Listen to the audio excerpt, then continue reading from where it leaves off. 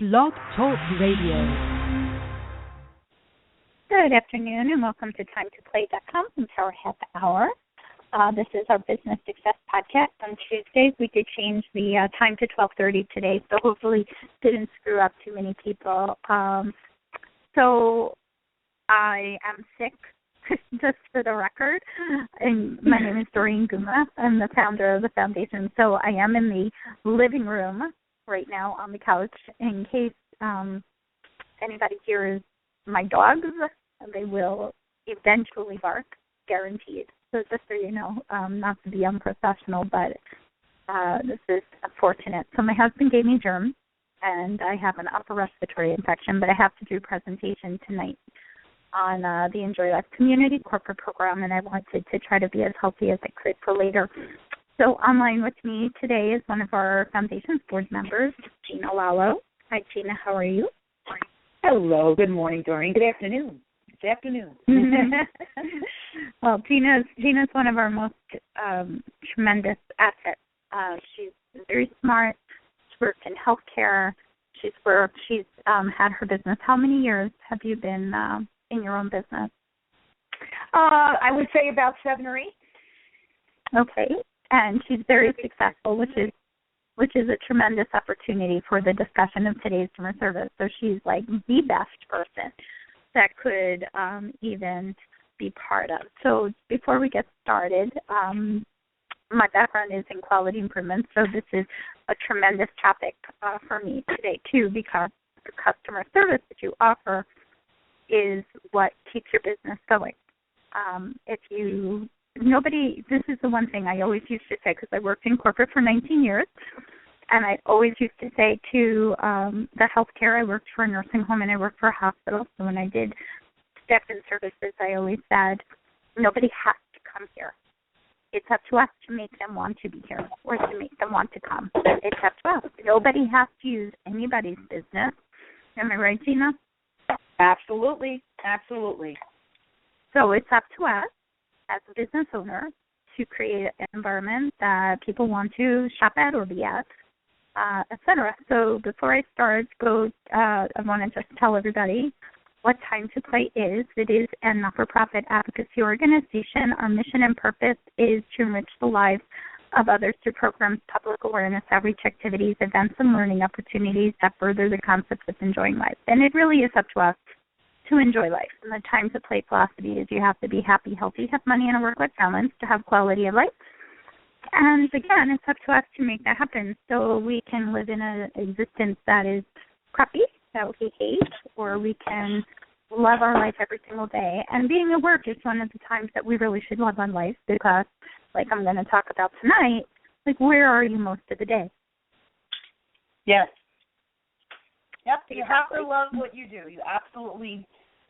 It's so, so, so important for success and your well-being and your happiness, and it really is. When you love what you do, it's not work. Absolutely. And if you're in an existence, in an organization that is not advocating for your quality of life, then it might be time to look for a different job, or if, you're in a business that is not flourishing, I believe that no business should fail. You might just have to take a step back and recognize what it is that you need to do to make it successful. So sometimes we make, and I wrote it in my book, If I Knew Then What I Know Now. It is on timetoplay.com if you're interested. There's a sample read, but we make mountains out of molehills, and a lot of times things aren't as hard as they appear. So I think that with that, I used to do training for customer service all the time, and again, Gina's an expert at this because her slogan is "Your Realtor for Life." She has a real estate business, and she's very successful, even in the quote-unquote down market. Every time I talk to her, she's like, "Oh, I'm at a closing. Oh, I'm at a closing." And there's other people that are starving. Well, there's a reason for that. And so I want to start this kind of with, what is your biggest pet peeve when you call someplace or try to call someplace? What is the biggest pet peeve as far as customer service? Me? You want me to answer? Yeah. Oh, okay. I'm sorry. I didn't know if there was anybody else on the line, so I apologize. No, Okay. just us today. You know what? I think that when I call up and I'm looking for customer service for whether it be a phone or a computer or maybe a plumber or anything like that, I really want someone to hear what it is I'm trying to say and not just read from a script. So I think when I get somebody on the phone that I feel is really just not listening and or just reading from it or, really couldn't be bothered with whether or not they actually help me through my problem, I think that's my biggest pet peeve. I find that, I feel that you need to have that human aspect in that conversation so that, the true want to actually help somebody through their problem or through their issue is there. Not just, this is my job and I have to leave in 10 minutes and, please hurry up. So that would be my... I agree.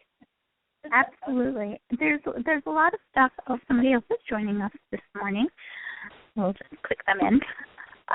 It's whoever is on, who is on. If this you is guys, Linda if you want to... Oh, hi, Elizabeth. And how are you today? If you want to join in, we're talking about customer service today. You're welcome to do so. So, all right. So some of the stuff that I do this. There's the dogs. Okay. So I pre-warned. Help him to not do that. Nick. Okay. So sorry, very unprofessional. So anyway. Some of the things that we should consider is how many times have you gone to a website when you cannot, find the contact phone number? Or how many times when you're in a queue for something and it's you say what the number is and the thing doesn't hear you, and what is the most frustrating thing ever. And then, when you get a person on the phone, how many times have you called a person's organization, an organization, and the person is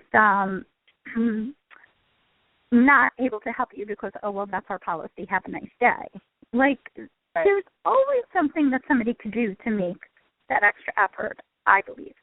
Some of the organizations that I did a little bit of research, of course, before, have, timed calls. The more time that the person is taking. Did you ever see, seriously, my kids worked at Wendy's, and they literally had a clock counting down at the drive-thru, and they would actually get penalized if it took longer for them to serve the person. And the same with person who's, this is the truth, and the same, I think, with the person who is in a customer satisfaction call center. They have to get you off the phone as fast as possible, and they don't really care, which is really a detrimental thing to an organization. So these are some things that maybe are pet peeves. Elizabeth, do you have any pet peeves as far as if you contact somebody for customer service that has been not pleasing to you in your experience? Oh, I think that's Linda. Oh, it's Linda? Oh, I thought you said Elizabeth. I told you I'm sick. I'm clogged. I'm sick. I'm sorry. Linda, are you there? I'm here. Okay. Did you have any thoughts as far as customer service pet peeves that you might have experienced when dealing with the organization? As far as it's nerve-wracking if someone doesn't respond in a timely manner. Mm-hmm. That is something that is would be concerning to me. Right, and you might not use that organization the next time, or you might actually. It's very interesting. There's a saying, one person being happy won't tell anyone, but one person being upset tells 12 people. Mm-hmm. So. There's organizations that whose mouth will, help the person as well build their organization, and having a good customer service. They have all those ratings on the internet now. If you read something and it says, the representative was nasty or whatever, you're not necessarily going to deal with that organization. Mm-hmm. So one of the things that does shock me is a lot of times, like you said about the follow-up, like if somebody actually follows up and they call you or something, have you ever been like, oh my gosh, I didn't expect you to call me back? Yes. Right? But it's true. And this is like our expectations. Like, oh my gosh, we did a business with somebody, or we're waiting to do business with somebody, and we're like thankful. Like, how many times have you ever tried to hire a plumber? Right? When we moved in our house years ago, I used to call a couple of people, and the one that actually showed up got the job. That's how I actually did it. Mm-hmm. And it's crazy. It's crazy. Yeah. You sit there and you wonder, how are you supposed to have a business? Communication is very important for customer service, and your mannerisms. Like if you're in a store face-to-face with an organization, or if you're on the phone with somebody that sounds pissed off because you're asking a question, you can hear that. So I think that that's really important. Yeah. I think you have to put that genuine, that genuineness to it. And I guess I'm just returning to that again because I just find that a lot of companies, will give their employees or their staff members like this script that they have to follow. And it's so obvious that they're following this script because even when you're asking them a question, they don't really answer you, but they'll repeat the question. So right. And I'm just sassy like that, and I will call them out on it, and I will say, did you hear what I just said, or are you just having to read from a script? Because I do find that sometimes, they're not able to answer a direct question. Even if you ask them, if they can understand, how you feel or something like that, they're not really allowed to agree with you. They have to just kind of skirt the question and repeat it. So I find that a little, upsetting as a customer, where, people to people, and you're supposed to want to help me and make me happy, almost at any cost. So that's how I feel. I agree. And there's some stuff that you need to consider as to how this is. Well, first, we have these quote-unquote efficiency experts, and that's really a detrimental piece. The training of that person, what the organization values, I think is important because that definitely comes out through there. If they're training the person to be appropriate, if they're training them to have empathy, if they're training them to create solutions, they're going to be able to do a lot better to resolve the situation. Outsourcing. So big nowadays. You don't necessarily even know if you're even in the same country, and the people sometimes can't help you at all. So right. that's huge, right? That's a huge thing. I actually had an experience the other day where I ordered a chair online. No joke. I got it to my house. It was delivered, timely, very nice, good, made in the USA. I was very excited, all this. I get this chair, and I'm 5'2", Gina could tell you. I'm not a big person. I'm 5'2", I'm 123 pounds, I don't know, something like that. And the back of the chair, the wood chair, and the back of the chair, literally I measured it after I sat in it, and my butt didn't fit, was 12 and a half inches across. Okay, so how many people can sit on a chair that the back is 12 and a half inches across? So I call the company and I say, I love this chair. I love it. I love it's made in America. I love that you guys did it timely. I love the chair. I love the quality. I love everything. My butt doesn't fit. So the lady's like, all right, well, I'll give you a call tag. It's going to cost, seriously, it's going to cost $30 or whatever to ship it back. I'm like, I have a problem with that. I'm like, I don't have a problem paying if I didn't like the chair. I said, let's repeat that. My butt didn't fit. I said if I was 500 pounds, I could say, all right, well, my butt didn't fit. I'm 500 pounds. Got it. I'm like, it's not acceptable. Oh, well, that's all I could do, blah, blah, blah. So I did ask for a supervisor. They did actually send me a call tag. Unfortunately, the call tag didn't have a, FedEx to pick it back up. So I have to physically drag this 50-pound chair to a FedEx place, but I don't have to physically pay to return it.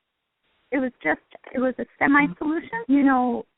The fact that this woman wasn't able to help me, nor did she really want to help me. So when I want to order again, I probably won't use them. So right. This is something to consider, right? So nobody, again, as we started, and Linda, we started with, nobody, you don't have to do business with anybody. Nobody has to do business with me. Nobody has to do business with you. It's the experience that you create to make that person want to come back. And Gina, how many people are by referrals that come to you?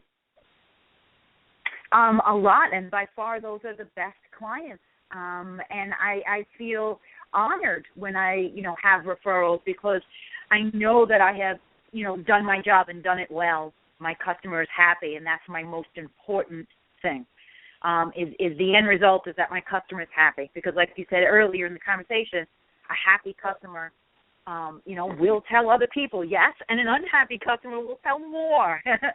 But that happy customer will want to, bring you more clients, because they feel that they were, treated, right, or everything was done proactively, and they felt heard. They felt, that you did everything you possibly could for them. So referrals are big, and they're only going to come to you if you have good customer service.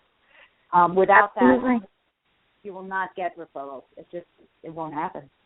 So, Linda, how about yourself? Oh, I think she left. Okay. Did we lose Linda? I think we lost Linda, but that's an absolute, and to put into consideration how important that is. So some of the things that we could do to help our organization is have the staff or yourself, because I know Gina does this very well as well. She actually she sent me a photo greeting card for my birthday. I'm not even kidding. Had my picture from Facebook inside the greeting card. And it's most memorable and so kind and so wow, look at this. It was just, so create a connection with your organizations. Years ago, somebody had said, and of course, I really didn't do it, but, get an index card and write down the person's information. I remember enough, how's your husband, how's your dog, she's back. How's your, hi Linda, yes, how I'm are back. you? Sorry, I lost you. That's okay. I actually wanted to ask about your referral first, because you're a CPA, right? Yes. And the percentage of your business that comes from referrals? Oh, it's a large amount of it. That's where, honestly, most of my business comes from. When I first started, I ended up doing cold calling when you could do it, but from there, it's all referrals. I have to throw something out there that I was reading today, because I was interested in, this stuff. But Zappos, we've heard of Zappos. They're the online shoe retailer. Mm-hmm. So Zappos actually in 4 years became a $1 billion company, and their entire organization is completely 1,000% built on customer service. They really don't advertise. They don't do cold calls. They don't do nothing. They have a 365-day return policy if you decide you don't want it. They will bend over backwards for you. They establish relationships with each of their customers. They're there 24/7 for customers. That's crazy, you would think. They don't outsource. They value their employees. They have a happy workforce. Happy workforce makes happy clients. And, there's so much information out there. If anybody thinks they're saving money by cutting corners in certain things, customer service is absolutely not. So we've actually, we have a marketing company, aside from the foundation, hence what kind of funds the foundation at this point. But we've been in business since 2005, and there's been times we've made a mistake or that the client made a mistake. We take it back. You know what? In the long run, it's less upsetting too. So I lose. All right, big deal. You know what? But I don't lose in the long run because somebody will inevitably meet somebody and they'll say, oh, no, don't deal with them. They're really rude or they don't do the right job. So it's very important. So that's one of the things. Admit your mistake, and apologize. It does build trust.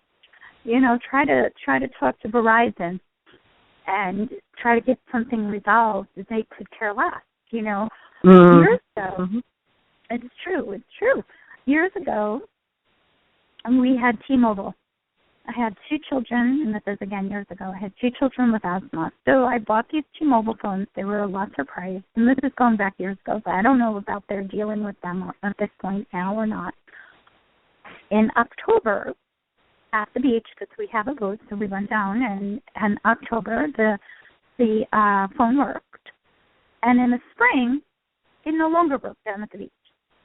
So I called people, and I'm like, we have no signal at all. And they're like, well, yeah, there was a tower taken down. I said, well, I want to cancel my service. Oh, well, you can't do that. There'll be a gigantic penalty. I'm like, but when I chose to do it in the beginning, I was good. This was meeting my needs. And now it's not, right?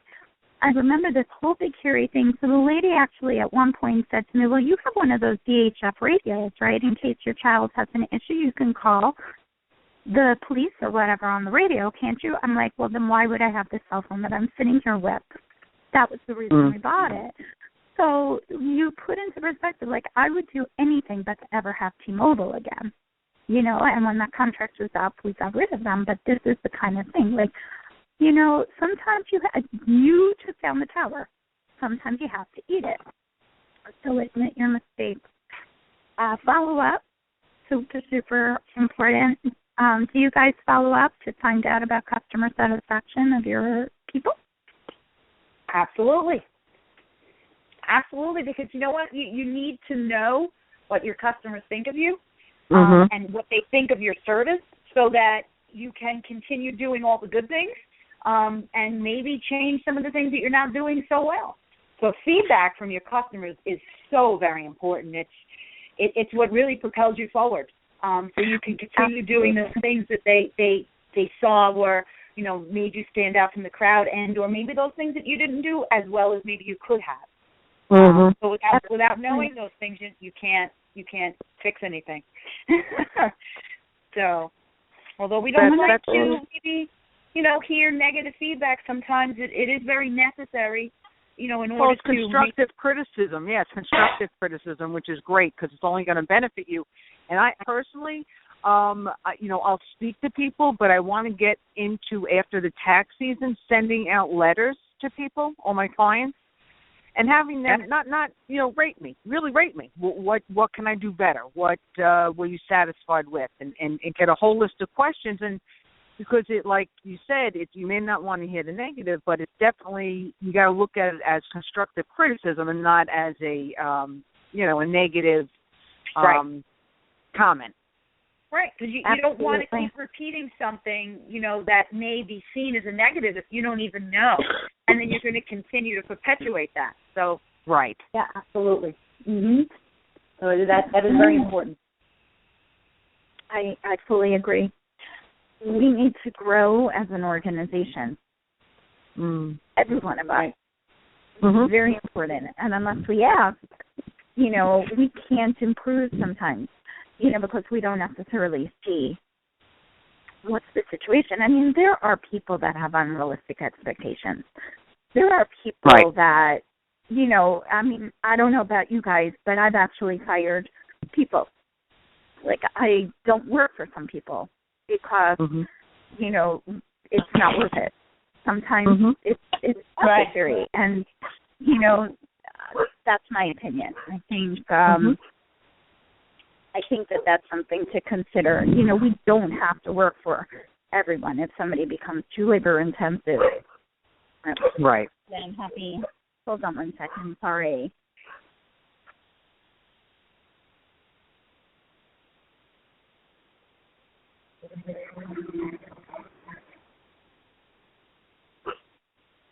Inevitably, the dog. Sorry. Between the stick and the dog, I'm doing great. Sorry. Anyway, it's entertaining. It's not just a boring, podcast, internet video show today. So, customer service, company culture, training, our training even. If we're solopreneurs, a lot of people are, on Long Island, where we are, 90% of businesses are 50 and less, a lot of solopreneurs. But we also have to be trained. We might not realize it, but there's always improvements that we can make in all of our handlings, from efficiency or from organization or from, customer satisfaction, follow-up. Learning from somebody else and implementing one small thing might be, a brilliant option. And collaborating with people sometimes is also very useful.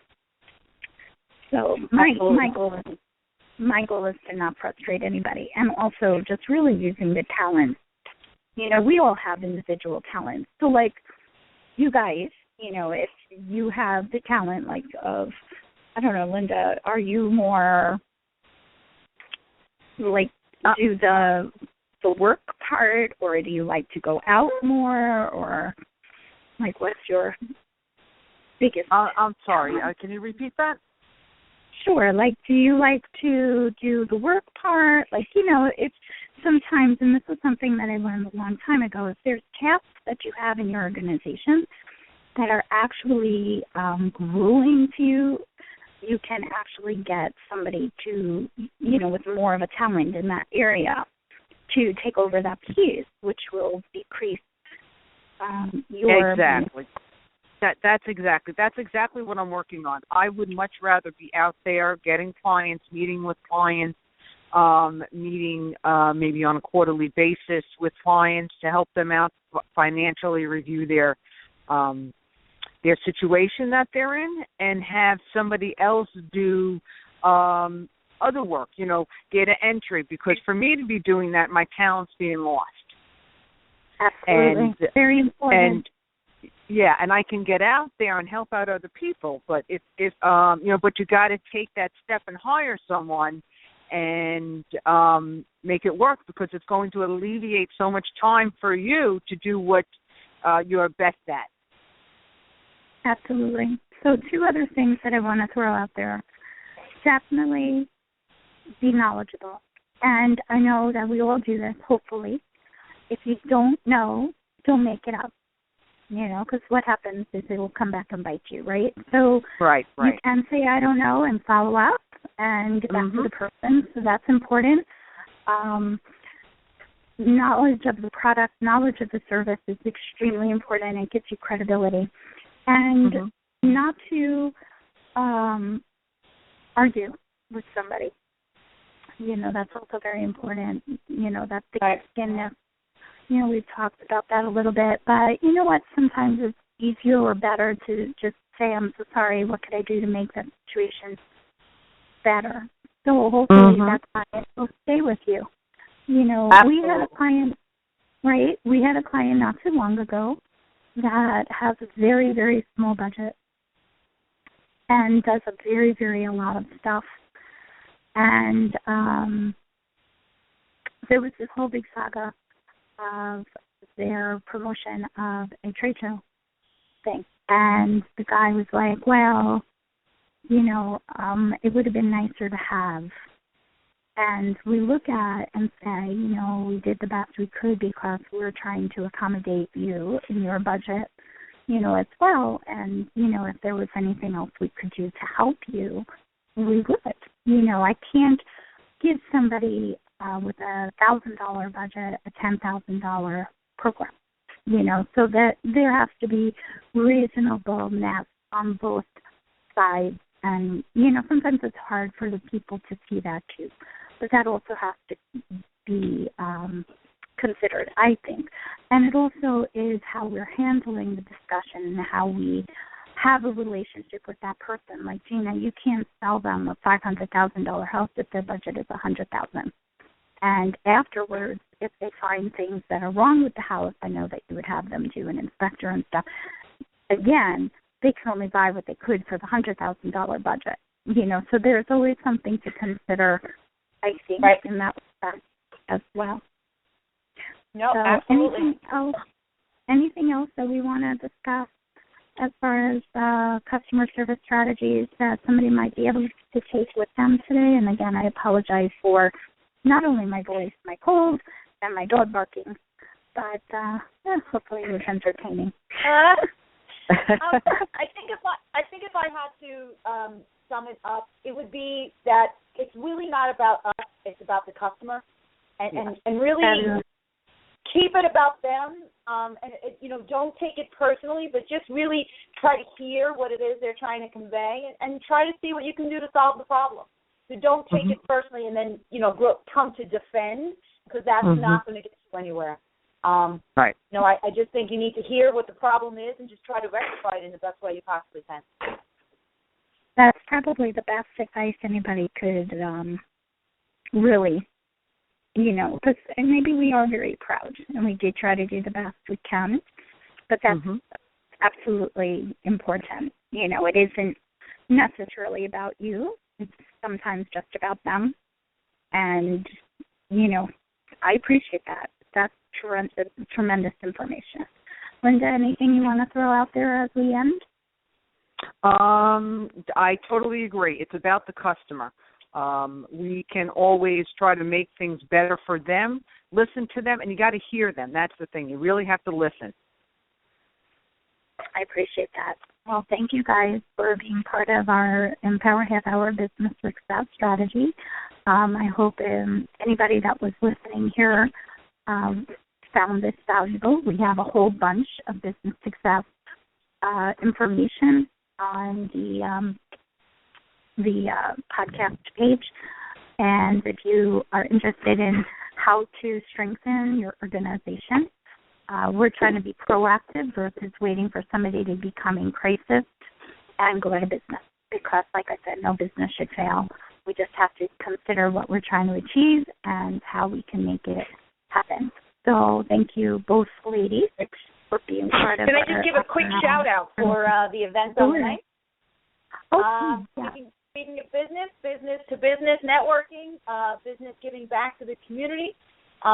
If you're interested in meeting some great people, doing a little networking, a little prize winning, and listening to some great music from some talented musicians that we're going to be helping with the proceeds of our event. It's going to be on March 9th from 5:30 to 8 at the Holiday Inn Express, Stony Brook. It's a $20 donation at the door, and we hope to see you there. There is information on the Time to Play website on the homepage. You just click on the flyer if you want more information right there. We also have an event tonight. It's Jerry Siegel's. He usually runs the Empower Half Hour Business Success on Tuesdays today, but he was unavailable today. So it's the Organizational Development Network of Long Island. It starts at 5:30 in Hopog at Clear Vision. There is information. If anybody has a question about it, please just give a call over to 631-331-2675. But it's regarding our Enjoy Life Community Corporate and Workplace Wellness programs, and more than just wellness. That's building of a community and helping people have a better quality of life at their workplace. So with that, thank you so much. Any questions, give us a call at 631-331-2675, or please feel free to email info@timetoplay.com. We're always available. Their information is under the contact. You don't have to search for us. So, again, thank you so much. Have a great week, and we'll see you next week. Thank you, you too. Okay, bye-bye.